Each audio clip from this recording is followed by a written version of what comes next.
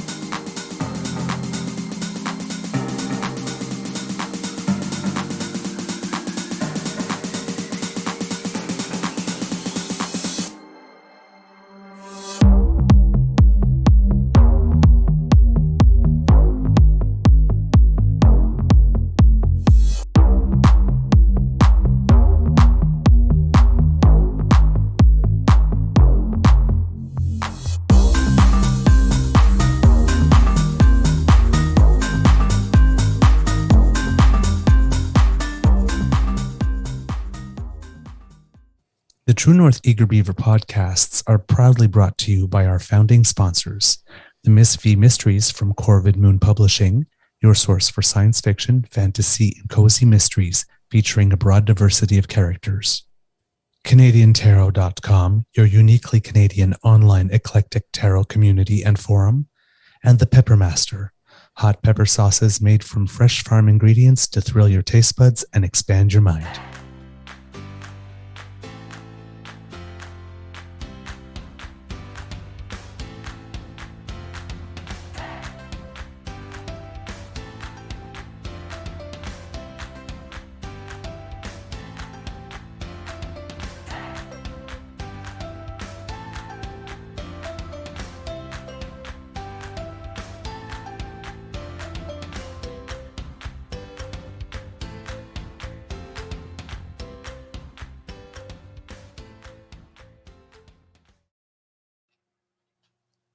Well, hello kids and cubs, and welcome to Season 3 and Episode number 156 of the Daily Beaver Morning Show here on the Crier Media Network. Today, recording day is Wednesday, July 5th, 2023, and it's going to be a sunny day here at the Beaver Lodge. Thank you, kids and cubs, for your patience while we got a little bit of a late start today. I'm your host, the Eager Beaver, pronouns he, him, hey, Mr. Beaver, eh? And with me, as always, is my dear friend, Mr. Grizzly, and yes, once again, we did not coordinate. Of course, a big thank you goes to our podcast founding sponsors, the Peppermaster, the Miss V Mysteries from Corvid Moon Publishing, and CanadianTarot.com. We have a Wednesday morning nibble for you, but first, and for those of you in the chat, you seem to already be aware, Mr. Grizzly's had a bit of a rougher night. How are you feeling today, sir? How's your mental health? Well, I got a 45 minutes sleep, I think. I had to take Bridget to the ER last night. She dislocated her jaw and couldn't get it popped back in, so I had to go to the ER and didn't get home till 5:30, I think it was, by the time I got home, something like that. Oh my God, that is so she's much better now, but yeah, she was in a lot of pain. My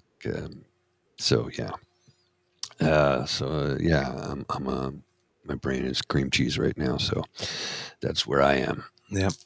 We have Kit Helen going extra gravelly beer. I was just going to say that, Mr. Grizzly, with a bit of extra growl here. Yeah. Oh my. Yeah. Oh my. Well, I hope everything is better. And I hope it gets better. Oh, Kid James.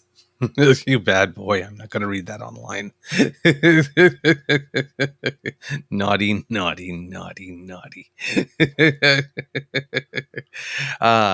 In the headlines today, there is labor strife in Canada. Oh, you just saw it, right? Yeah. Delayed joke. Now he's batting his eyelashes and going, what? There's labor strife in Canada, both in the Quebec City region and in BC. As well, Jens Stoltenberg has been asked to stay on for a fourth time as Secretary General of NATO, this time for yet one more year because of the war in Ukraine. They want to ensure continuity. They're looking at Ursula von der Leyen as a possible replacement for him. She's the current head of the European Commission, and him staying on one more year would make it just convenient because that's when her term ends. So that's why there's some rumor mill buzzing about that. But there seems to be some pressure on the inside to maybe have a leader from a Baltic nation, given they're so close to Ukraine and are probably next should Putler actually succeed. So that's going on. And in the province of Quebec, but also for Canada, but in the province of Quebec, there's mourning today because Denise Bombardier died at the age of 82 after a very quickly spreading cancer. It was said of her, the president of the Fédération professionnelle des journalistes du Québec, the Professional Federation of Journalists of Quebec, said, Elle n'avait peur de rien à une époque où beaucoup de gens ont peur de tout. She was afraid of nothing, and in an era where many people were afraid of everything. She was a journalist, an author, a columnist, part of the Quebec intelligentsia. She spent over 30 years at Radio-Canada, and she was the first woman in Quebec to host a televised public affairs show. Time. Probably more on the right side of things. She was not for same-sex marriage at the time, had issues with drag queens at the time.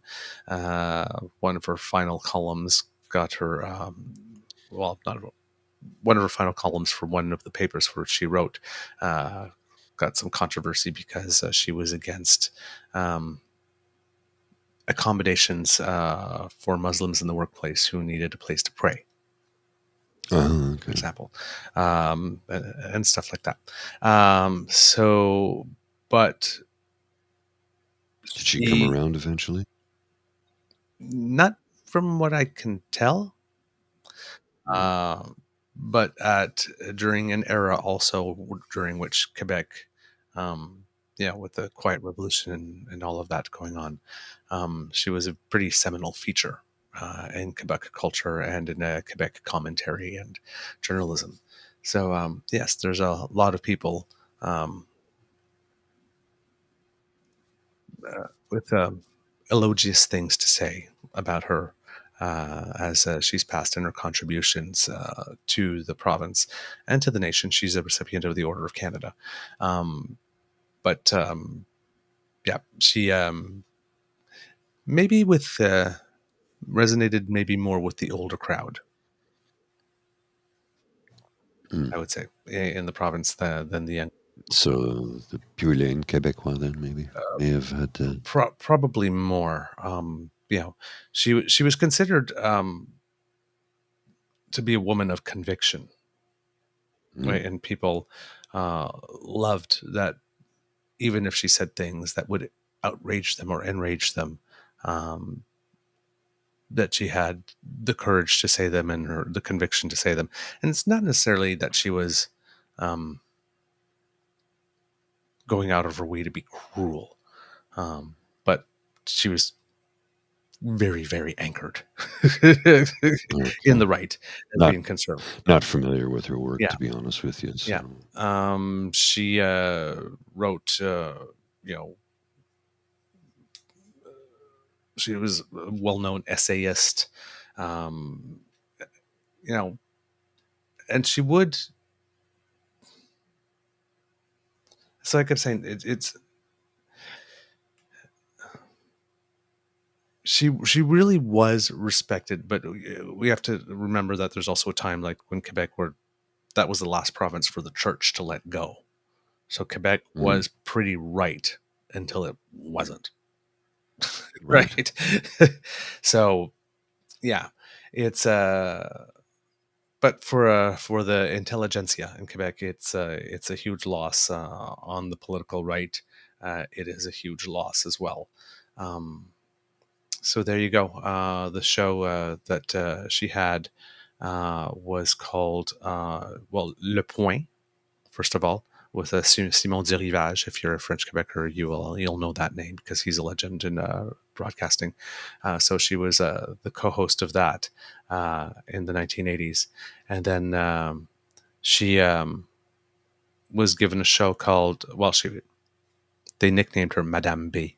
Madame Bombardier, and then they started giving her own shows to be able to put on. And I was looking for one of them. One of them is no, I, no, I lost all the titles.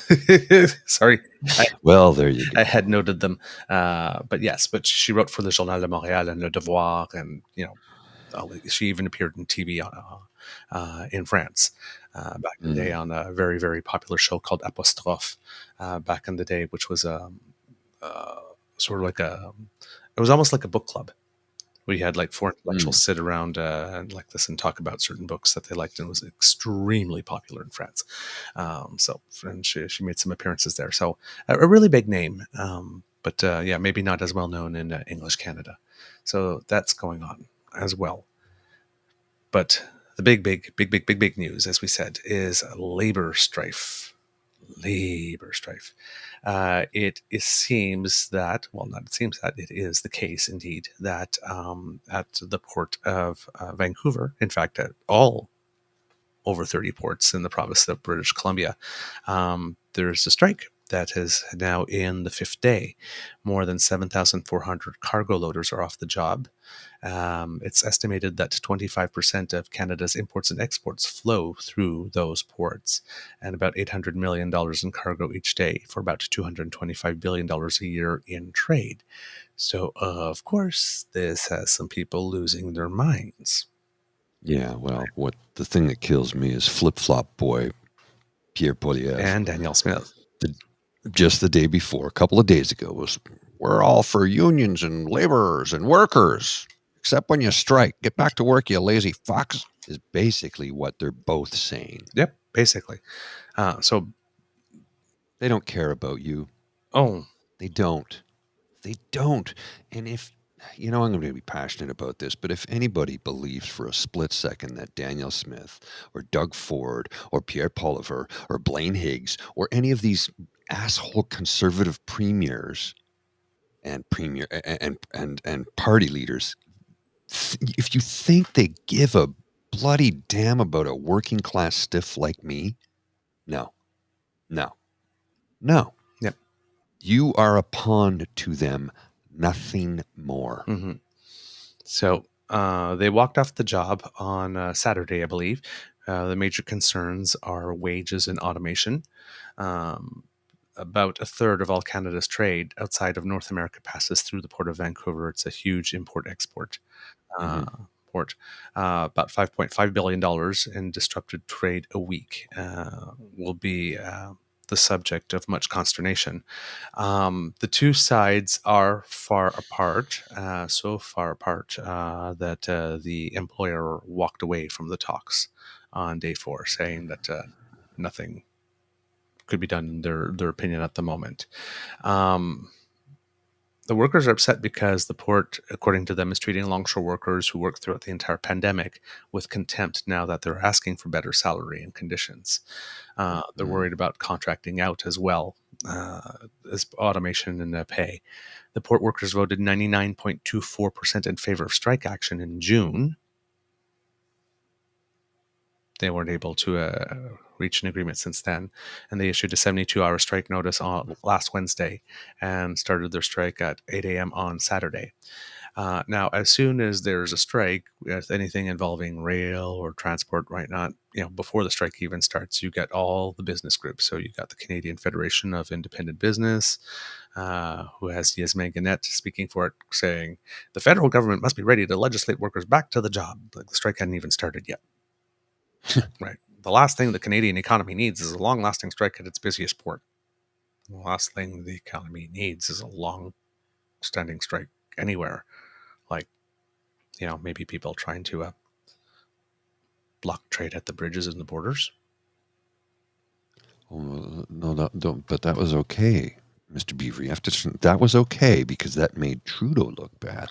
Oh. Yeah, so that's okay. So conservatives were That's okay okay. with that kind of. Yes, because it makes him look bad. So, You see, they want to make it his so problem. they have to legislate the workers back to work, but you can't legislate the occupiers out of the occupation if you're a Well, conservative. you know, rules If for thee, not for me. if trade is being held up at the border. Yeah, because it's a cudgel for me to make Trudeau look bad. But this one doesn't make Trudeau look bad. So as far as the conservatives Now are, they're walking out there, right, like chin up, ass out, like the convoy never happened when oh they're yeah, talking yeah, about this, yeah. right? Completely and utterly shameless. Hmm. Okay. So while you have all these people like screaming and yelling, and now they're really screaming and yelling because the talks broke down.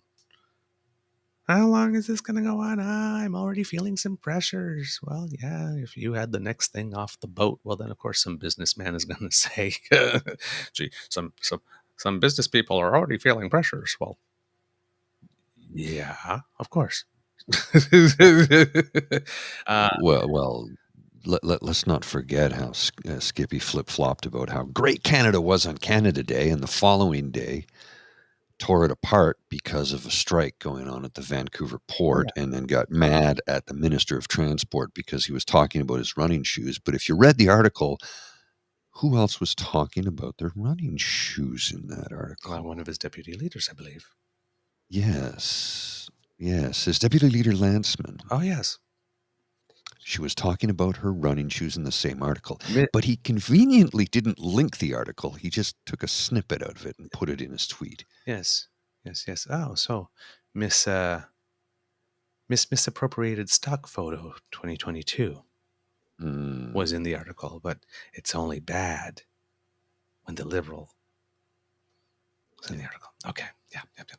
Yep. So while they're all losing their minds, you have Simon Fraser University professor Peter Hall, who studies supply chains, especially at ports, and he says that the strike would have to last weeks before a big impact would be felt. Quote, I think in the short run, the impacts are very minimal and people shouldn't be panicking. And there is a mechanism to legislate them back to work and then have an arbitrator make an arrangement. And this is probably a 6 year deal, so it's not the end of the world if it takes a bit of a time to find the right deal between the parties. It's not in anybody's interest to let it drag on, but it's also not in anybody's interest to not take the time to find a 6 year deal or however long they make this one for. So Mm, let the process roll out. Because conservatives, as Mr. Grizzly says, keep on telling you that they're for the working man, and especially now that they're really trying to make inroads with certain labor groups.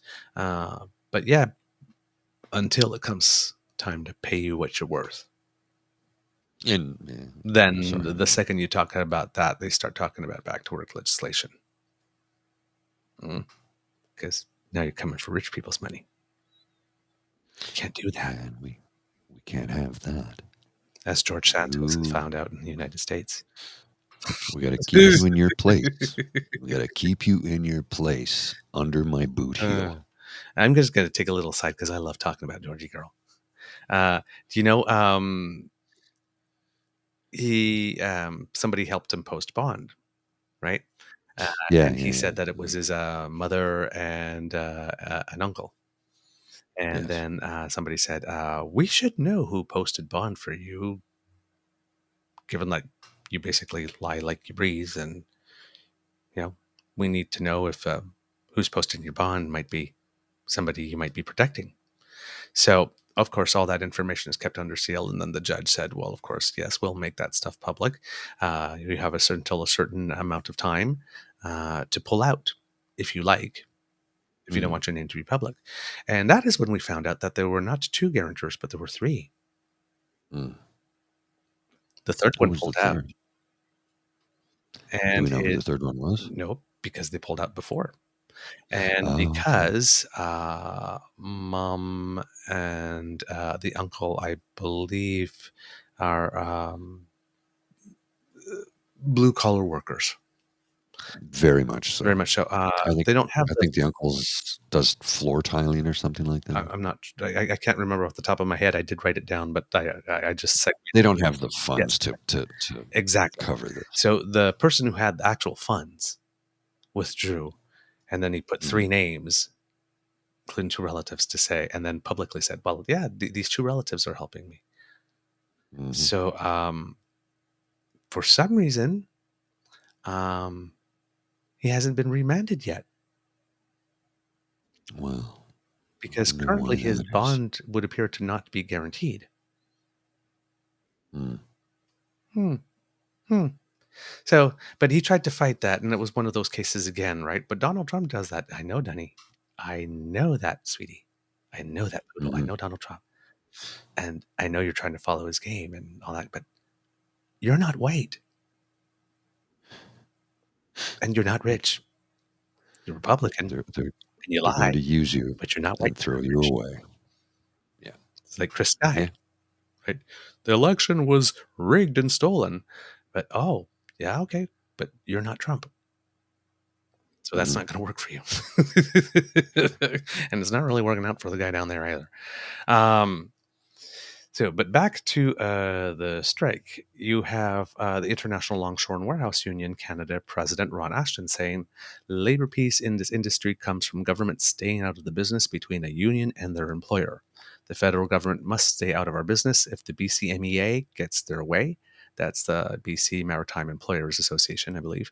And their ways to Mhm. let the government make this collective agreement for them. There will never be labor peace on the waterfront. So he's making a pretty big stance here. Federal mediators have been brought into the negotiations. Canada's Minister of Labour, Seamus O'Regan Jr., says that he was said from Vancouver, where he was with his representative, who the representative says he has no plans to leave town. But the Labour minister said that he will not impose a deal at this time. Now, that was in the early days when the strike was just being announced. Um, 4 or 5 days have gone by, and the Maritime Employers Association has walked away from the talks, saying that the demands are, quote, outside any reasonable framework for settlement. Now, this is a typical play, but could possibly be that it's true. We don't know. Um, and like I said, businesses I've already saying that they are noticed lower supplies, and the Canadian Chamber of Commerce as well has already jumped in. 4 days was enough for it when the talks broke out. They're saying, "Nah, you absolutely need to do back to work legislation." Ottawa's position, still for the moment, is we are not getting involved. Quote, federal mediators continue to support the negotiations. We encourage both parties to immediately return to the bargaining table and remain there until a deal is reached. Collective bargaining is hard work. That's how the best, most resilient deals are made. And that was the Minister of Labour who said that in a tweet. So, in other words, if you're going to come running to me, I got nothing for you at the moment. Work it out. So that seems to be the position at the moment. Now, of course, the Liberals have a little pressure on the opposite side from the NDP because Mr. Singh has definitely come out on the record saying that he does not support back to work legislation. It's pretty much his standard line. We will not tolerate it. We won't accept it. We won't support it. We won't vote for it. Right. Um, but they do have that supply and confidence agreement, and while these types of things are not necessarily spelt out, I do believe that they do have some. Um, they did to talk a little bit. I don't know actually. You know what? That might because we always mention the 2, 3 big clauses, but there were over 80 clauses in that supply and confidence agreement, and I know they had to commit to anti-scab legislation. So, when I believe one of them was Santa as well. the Santa Claus. Santa Claus. Come on. ah, I'm running on 45 minutes sleep. that's good. That's good. So, but I'm guessing if a deal had anti-scab legislation, well, then of course, back to work legislation is sort of, if it's not exactly on the same block, it's on an adjacent street. um, Brian Kingston, the president and CEO of the Canadian Vehicle Manufacturers Association, is mentioning that they're also already feeling it because of the just in time supply chains. But he says that in addition to parts for the supply chains, about 330,000 finished vehicles come through the port of Vancouver. And in Canada, 1.5 million vehicles are sold annually. At least those were the numbers for 2022. He says, "We haven't fully rebounded from the COVID pandemic. North American assembly was about 15 million units last year, and that's a million short of what we were pre-pandemic. So a shutdown like this has an impact on the supply chain, and it's not good for if these discussions are breaking off." And then another group of people are saying, well, if we're talking about foreign investment, now that the United States has put that, in Inflation Reduction Act and has given big, big, big incentives to people to come and establish themselves in the United States that we have to meet one for one. Well, we just had the bridge closure, and if we have this one again, well, people are going to wonder whether or not Canada is a safe place to do business. It's Hmm. labor negotiations. They happen in every country on regular cycles. I don't think that that's going to be an issue at the moment. But hey, each side has their spin doctors, so you throw them, right? What about business confidence? Hmm. What about this? I mean, these are the things that you put in. It's actual spin, but it's not pure BS. Yes, these are these impacts. Yes, like I said, people are already feeling impacts. Yep, absolutely. But like not right now when they're saying people are still feeling impact are already feeling impacts, it's like in the many people are saying category yet, because Mm. as the professor from SFU said, that's that's a few weeks down the road yet before there's any major damage. Undoubtedly. Yeah. Yeah. In the province of Quebec, uh, in Quebec City, it seems that their public transit is on strike at the moment. And there too, in the province, Labor Minister Jean Poulet says that it's not appropriate at the moment to invoke back to work Legislate. legislation. But Mhm. the president Maud Mercier-Larouche, who's the president of the RTC, said in French, "Je pense que le ministre se met la tête dans le sable. Avant, là, au début du conflit, on en appelait à son discernement. Là, aujourd'hui, j'en appelle à son humanité. La situation était soutenable." So basically, she says, "I think that the minister has stuck his head in the sand. Before, at the beginning of the conflict, we were calling upon his discernment. Well, today, I'm calling on his humanity. This situation is untenable."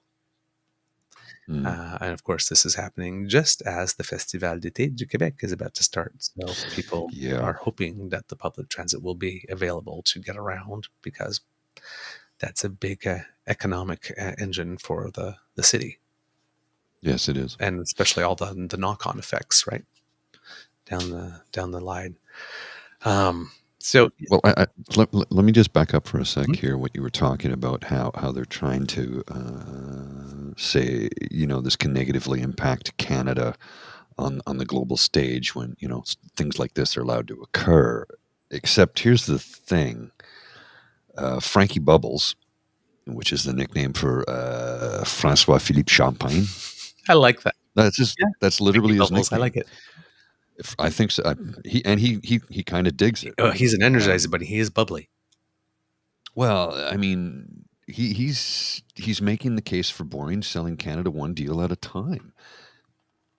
It's largely because of his efforts that Volkswagen is building their Right. plant in Canada. And all these other European companies are now looking at us going like, those boring old Canadians sure can work hard and politically they're super stable and oh, look at their economy. We really should invest. And Frankie Bubbles is just such a good fella and he's done so much. And literally, he has done so much. Hmm. I was just reading an article about him the other day in Politico, and I, I, I had no concept of how much effort he has Oh put yeah, into attracting mega yeah, business yeah. to this country And he and loves selling this this stuff, country. right? He eats, Loves it. sleeps, eats, dreams this stuff. This is his wheelhouse. He's very, very happy there. He's loving this stuff. And the thing is, all they have to do is trot him out if Skippy starts saying, we're going to be impacted negatively by these strikes. I'm like, no, I think these big companies that we're doing business with, and again, I know they're fully profit motivated capitalists, of course, but they still want to do business with a country that's going to, treat its people fairly. Well, and the other thing that they've Um, noticed, well, all these things that they're saying are knocks against us are not actually knocks against us. Um, they saw January 6th happen, and then they saw what happened in Ottawa. And the whole world witnessed Hmm. the textbook kid glove Hmm. dismantling of an occupation. We did that. We gave people lots and lots of right to protest, way more than a lot of people thought that they should have. And then when it Oh came yeah, time to put an end to it, we did rather effectively and without any without violence with whatsoever. no riot squad, no. Yeah, it's textbook it's the textbook method and how to do it. Hmm. And then they saw us deal with COVID, and we got out of this uh, pretty well compared to near peer countries. And economically, we pretty much emerged from it as good as anyone could have expected to, considering the hits taken to the economy. So the economic management, the thing that Brian Mulroney said when things were really, really, really tough on the things that mattered, the prime minister did the job correctly. Same thing with handling Trump on the NAFTA negotiations. Same thing with handling China on the Menwanzhou. The whole world saw these. All these countries and all these people that want to invest saw us. So all these things try to upend the stability of our country. And we just put our head down and did the work and got through these. That means something at the international table. And then when you add how Mr. Minister Freeland did lead the charge in the early days of getting sanctions and rallying the world with Ukraine, and how Volodymyr Zelensky and Ukraine, if they get out of this particular um, war horror with on top, and prove that they have one of the most professional militaries in all of Europe, and they're now an ally. And we had a key role in that, and the leader of that nation always has time for the leader of our nation's phone call or a visit. You put all of those things together that people have been witnessing, right? Handling Trump, COVID, being at the forefront in Ukraine, how our economy is being diversified, how we emerged from COVID economically, all of these things. It We're all a adds up. pretty damn stable place. Yeah, We're yeah. looking real good right about now. You want to invest? Come on in. So, all these conservatives saying, "Oh, they're so weak, and everybody has no respect for us," and That's not true at no, all. no, Not true at not all. even close. They can't. The pathetic thing is they lie so badly. It's like, um, Pierre, none of what you said is true. Here's the truth. Here's articles from Bloomberg, from the Financial Times, from the Washington Post, from the New York Times, from the Guardian, the Telegraph. Like the whole world is reporting on how great it is to invest and do business with Canada because they're so stable. Their economy is so, like, come on. It's so easy to disprove their lies. They can't even lie good. There's not a damn thing that party can do good. They can't even lie to us good. They need Like, for us to be doing bad for their narrative.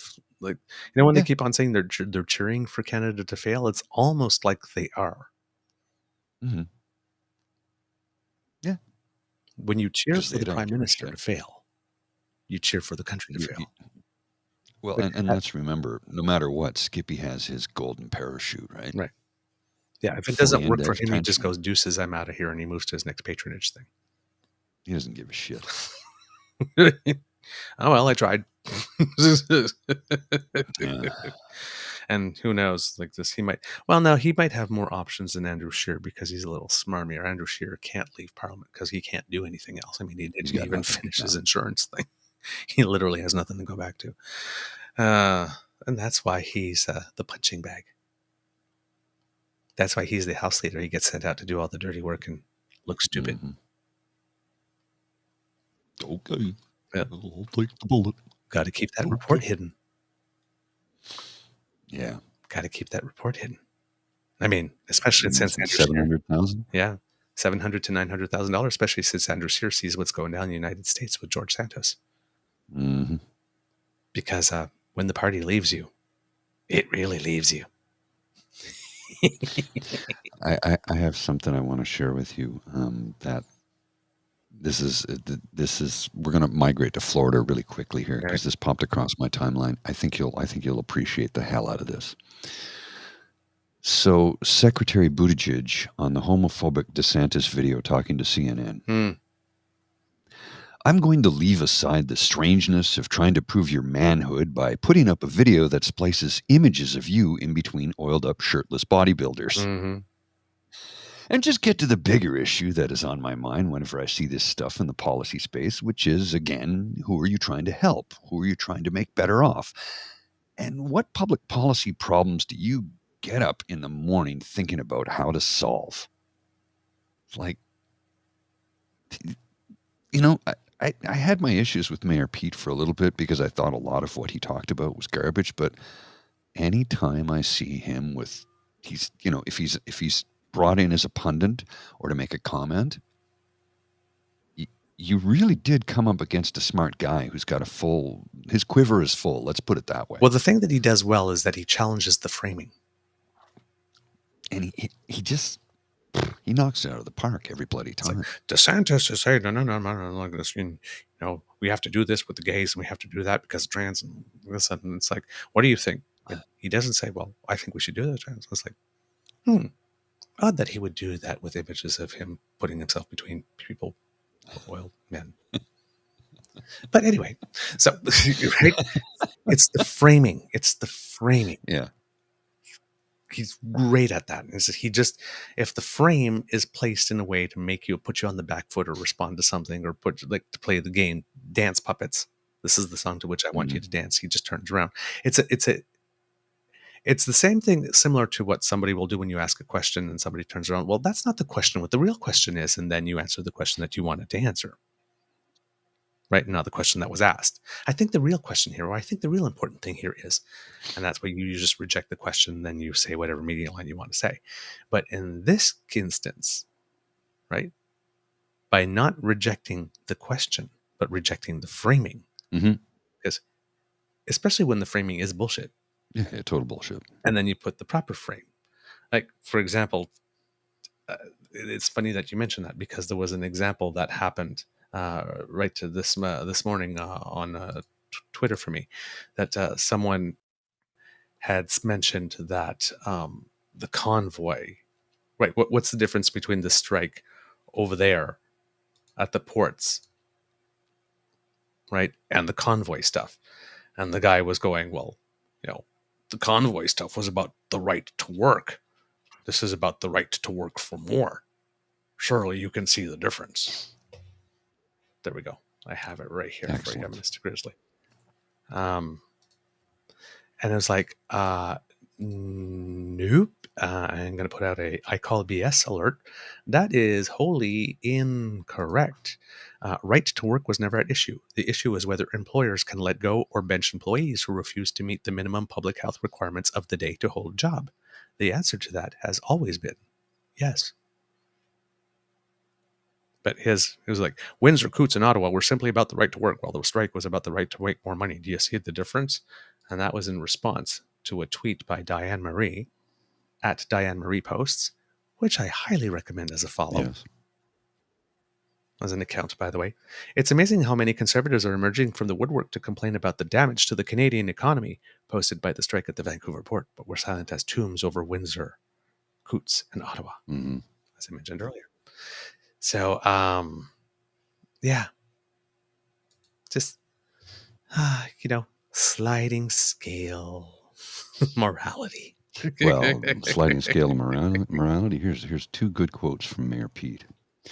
One thing about my marriage is it's never involved me having to send hush money to a porn star after cheating on my spouse. But whoa. And this one is one of my favorites. They're going, why do do you have the guts to stand up to President Trump? I don't have a problem standing up to someone who was working on season 7 of Celebrity Apprentice while I was packing my bags for Afghanistan.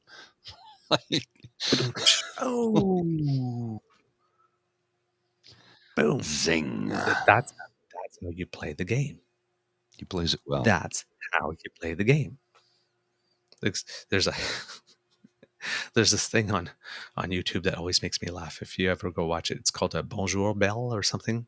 Okay. This is so it's basically the opening of Beauty of the Beast, but they have a drag queen in back singing instead and redoing the words.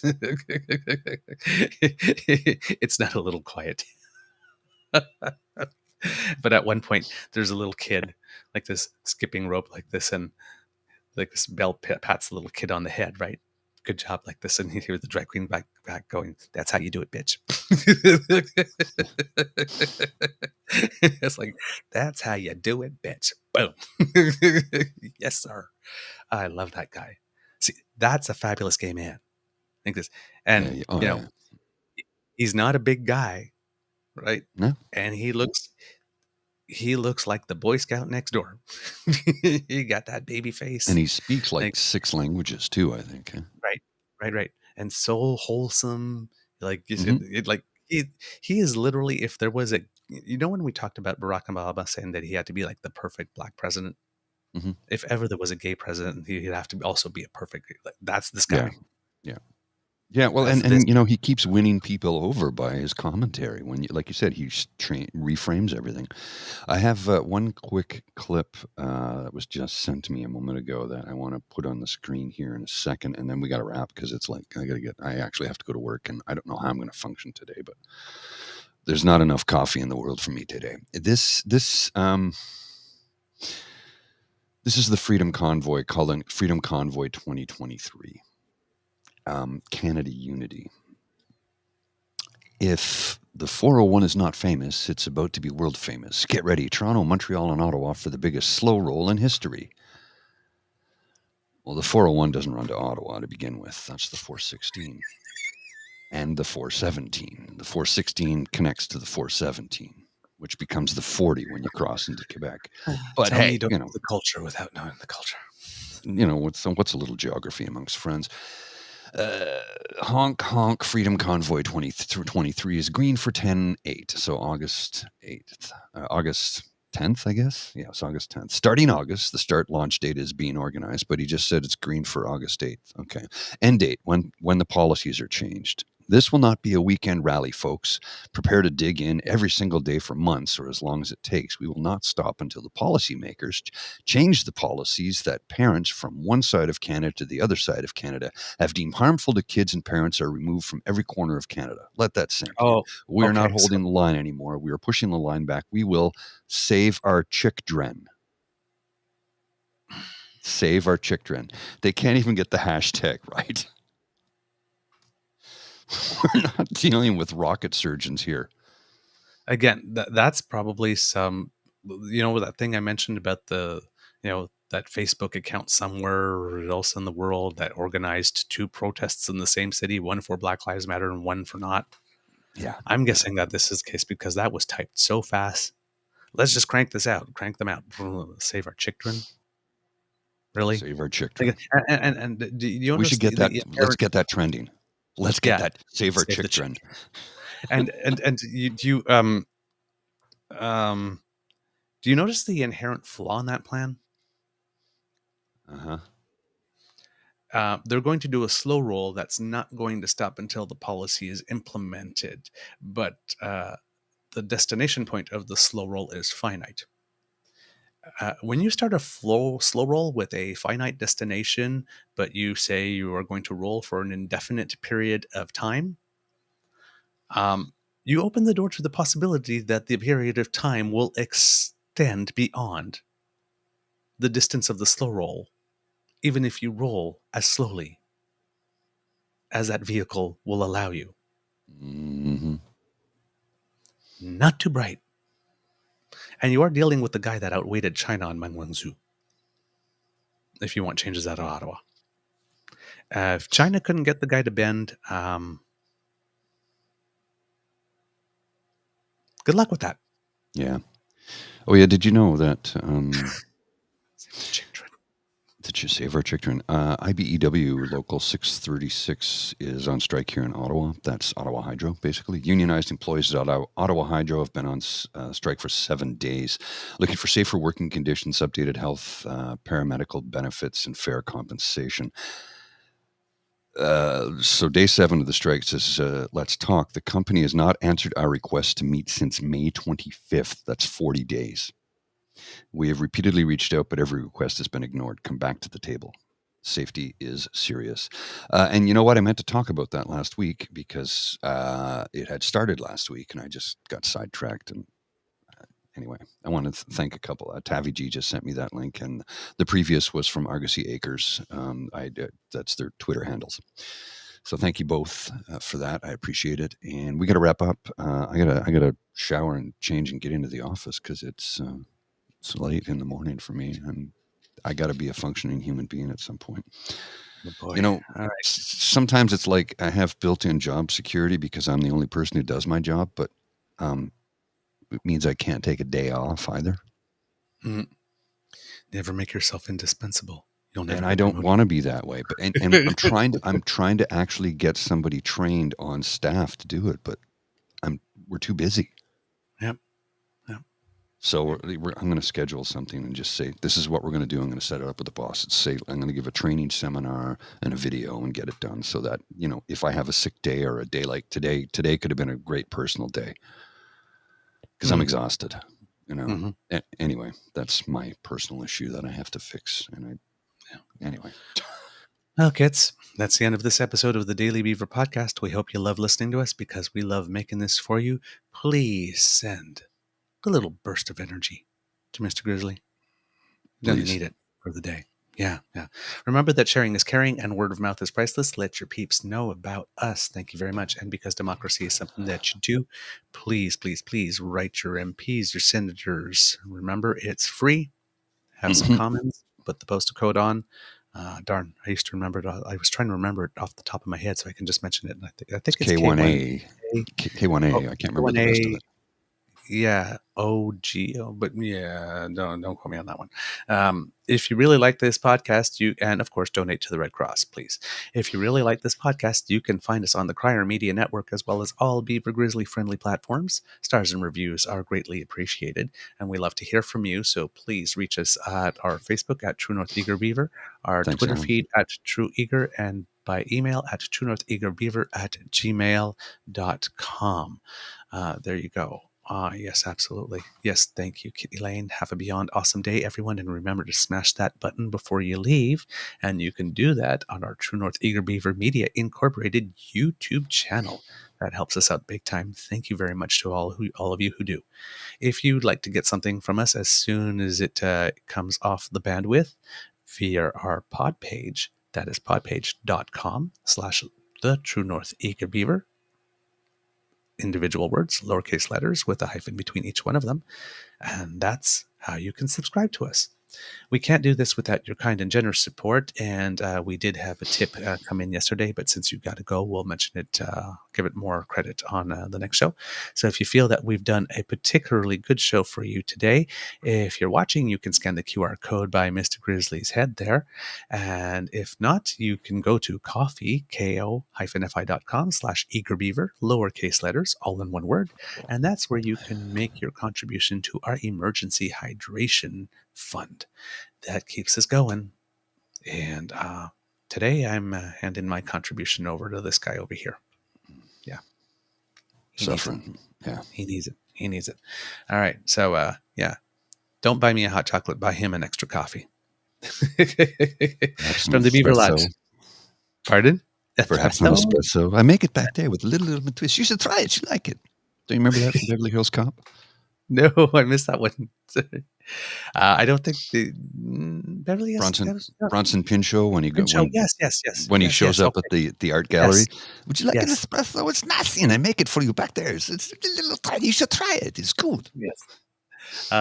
From the Beaver Lodge, this is your Eager Beaver saying, until next time, dear kids, it can be a tough world out there. So please be kind to and gentle with yourself. Mr. Grizzly, please, your wisdom. We need it. I'm going to give you a little bit of political wisdom here, and we need to pound the hell out of Doug Ford to get off his Mm-hmm. Duff. Thank you. And invest some of that $22 billion into education and healthcare. Because I watched 4 doctors work on my girlfriend at 4:30 this morning to administer the correct dosages of medication after discussing everything with her and then resetting her dislocated jaw. And I watched how they are stretched and spread so thin. And the nurses are incredible. All of our healthcare workers do so much to take care of us when we are sick or ill or injured. And we've got a premier who hates them and wants to privatize everything and profit off of it.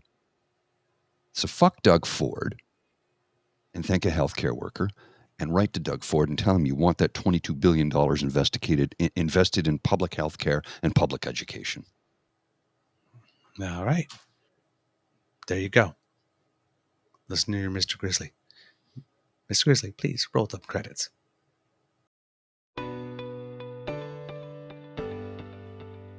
You are listening to a True North Eager Beaver Media Podcast. The True North Eager Beaver podcasts are proudly brought to you by our founding sponsors, the Miss V Mysteries from Corvid Moon Publishing, your source for science fiction, fantasy, and cozy mysteries featuring a broad diversity of characters. CanadianTarot.com, your uniquely Canadian online eclectic tarot community and forum, and The Peppermaster, hot pepper sauces made from fresh farm ingredients to thrill your taste buds and expand your mind.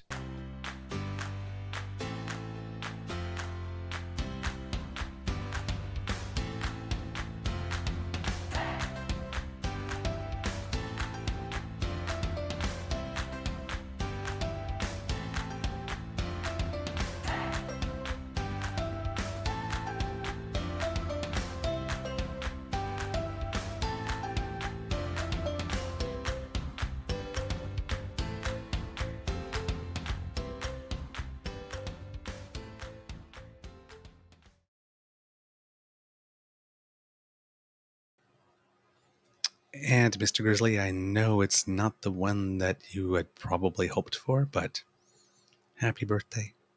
Thanks. We'll celebrate more tomorrow. Okay. And congratulations to our friend Charles Adler on the debut of his new podcast, The Charles Adler Show. Please do subscribe and give it a listen. All right.